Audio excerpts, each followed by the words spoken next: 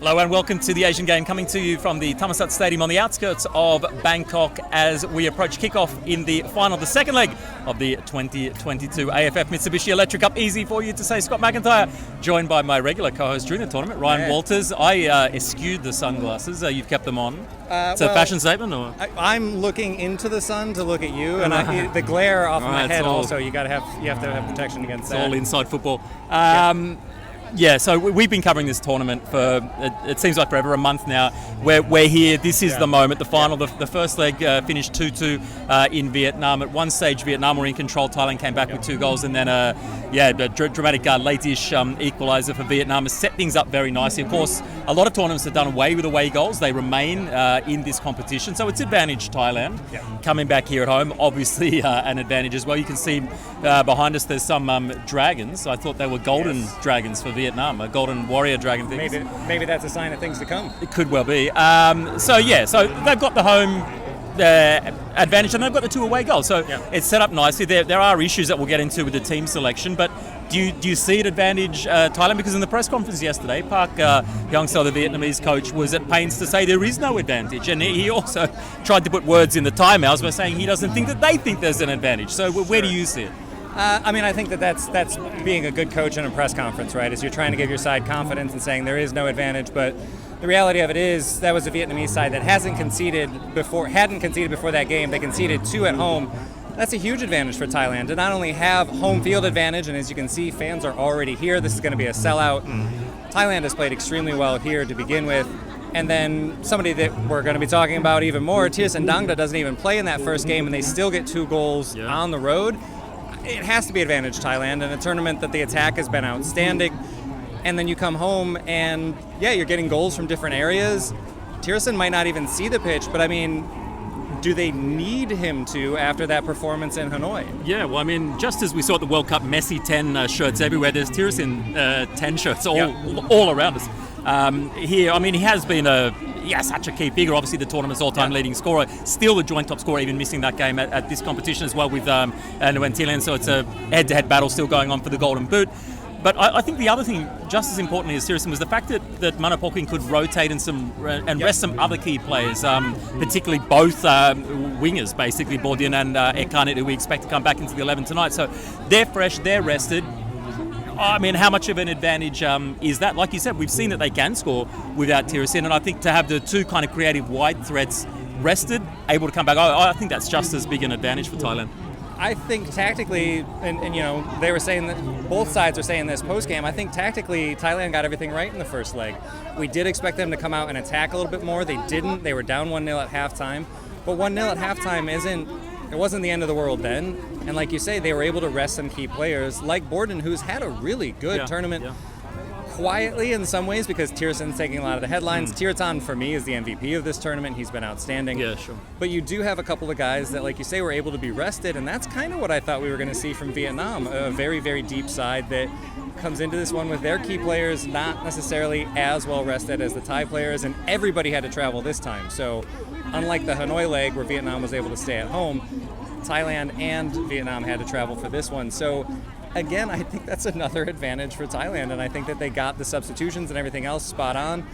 They switched off on a set piece, and that's how that equalizer went in, so obviously that's going to be a concern for them here, but that's not a fitness issue, that's a mental issue. So, I do think it still advantaged them in that regard as well. We spoke pretty much about the tactical approach from Thailand, and I took the loss, you took the win on that, but I think even more than either of us expected was in terms of the shape that they set up with, going to 3 at the back, which we haven't really seen under the Polking rain at all. We haven't seen it throughout the tournament. I spoke with him yesterday and I said, did you even have time to work on it? And he said early in the group stage, when there was a bit more time between the games as the fans are getting rowdy, they had experimented with it in training, but to come out in such a big match and really alter the way that they played, he said he thought it took the team a little bit to get going and adjust to it, maybe 25-30 minutes. It's a radical departure to do this. It's such a crucial point of the tournament. the question is now, what does he do? Park Hang-seo last night said he hopes Thailand revert to the 4 central defenders, which should make them more attacking. He said we want to attack as well. Not a hint of irony that, they've played with the 3 at the back for much of his tenure and it hasn't been particularly attacking. But switching things now to Vietnam, what can they do? Because, okay, we've seen them beat up on smaller teams and they've been so impressive defensively throughout the tournament. But I think throughout the reign of Park, they've struggled to break down the stronger teams, and they've struggled certainly, not even a struggle in terms of the technical quality, because we know that they've got it, but in terms of the mentality and the approach that he sets them out with. They're not used to going out and being the aggressors in this kind of game. They need to do that. They need to score. So how can Vietnam adapt? And this is the last match for Park. Do we see something radical from him? Has he got something, a final something up his sleeve? No. This man is going to go back to his rice and kimchi. I was going to say bread and butter, but I do miss kimchi. It's been a long time since I've been in Korea, so that's on the mind. But also, look, I think they're going to do what they've been doing well, which is kick the ball to win Tianlin early. All of his goals in this tournament have come in the first half. That was a huge advantage for them in Hanoi, and if they can get him decent service here and quiet that crowd, I think that's going to be a massive advantage, and then that's one of the 2 away goals that they need as well. So I would expect them for the first 5 or 10 minutes to come out, kind of keep things calm, get things settled down, and then I think about 10, 15 minutes into that first half is when we'll see them really start to make a push. And if they can get a goal in the first 30 minutes, that's an excellent start for them. Even if it's 1-1, I still think that just getting a goal here early in the first half would be absolutely massive for them. So I do expect them to come out and attack a little bit more. Quang Hai hasn't had the best tournament.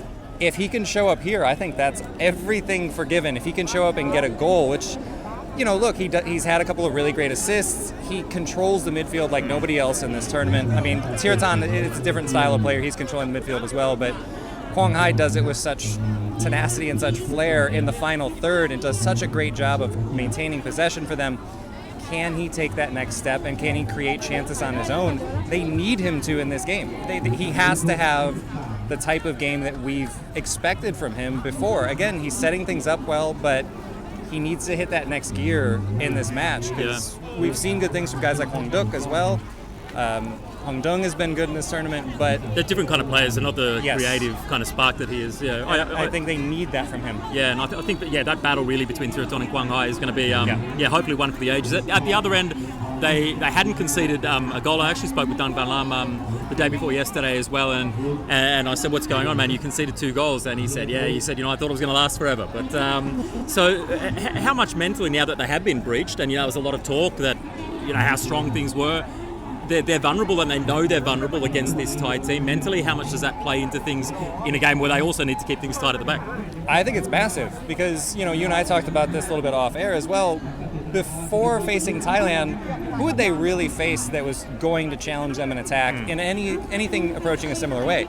Indonesia, I thought, had a good tournament, but they struggled in front of net the entire time. We said that when Thailand was in Jakarta. We said that when Vietnam was in Jakarta. They had chances, they created well, but they couldn't finish.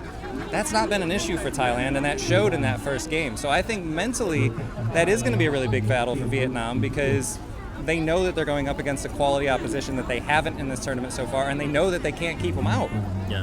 And now they're on the road. So, again, I think for me, there's a cliche, you can't lose a match in the first 30 minutes, but you can win, blah, blah. I do think the first 30 minutes of this is going to be absolutely crucial, and how they can play, because as much as I was talking about Tianlin getting on the score sheet early and how massive that would be for Vietnam, if Thailand can take the overall lead and have home field advantage, wow, that's almost, it's not job done, but if you get a goal in the first 30 minutes at home, that's looking really good for them. We're expecting the FIFA president, Gianni Infantino, to be in attendance as well. I'm not sure the VIP boxes are quite up to the standard you may have seen out here at this stadium. The question is, will he bring his chef with him? The Salt Bay. He's coming on. Hello, my friend. How are you going? You're not the chef, definitely. What do you think? Thailand will win this match? Yes. I hope that Thailand win team. What's the score? What's the score? 3-0. 3-0. Okay, very confident man. I like it. Enjoy the game. So a bit of impromptu fan reaction, always a good thing. Chef or no chef with Infantino? If he's here, I'll keep it off air. All right. I'll just No, right. say I know your thoughts about this man. I'm not. Let's All hope right. not. Well, Let's hope not. We have a VIP incident. We don't know. I've been resisting the old one night in Bangkok line, but we are down to one last night in Bangkok. For you, who wins? I think it's Thailand. I do. I just think, like we were saying earlier, they've got all of the advantages in this one. That said, I would not be at all surprised if we see a 2-2 draw and we so head that's, into extra you're hedging, time. yeah. No, at the end of the day, I just think I don't think Vietnam can keep them out the way that they've kept everybody else out, and I just think, especially Tirothan, there's just no stopping him this tournament, and I think we're going to see that again here, that there'll be no stopping him, and I think it'll be tight. I think it'll probably be about 2-1. I think it's going to be the score, and I could see it being a nervy amount of time with it being 1-1 before Thailand gets that winner. I think Thailand's the logical choice as well, but I've just got a feeling we might see some more chaos. I mean, Thailand are up, Vietnam are throwing everything at them. Who knows? We may get a 2-2 and it going all the way to penalties, which would be fantastic as well. We will be back as long as we can find our way out of the stadium. Almost got killed by some amphibian thing on the way in.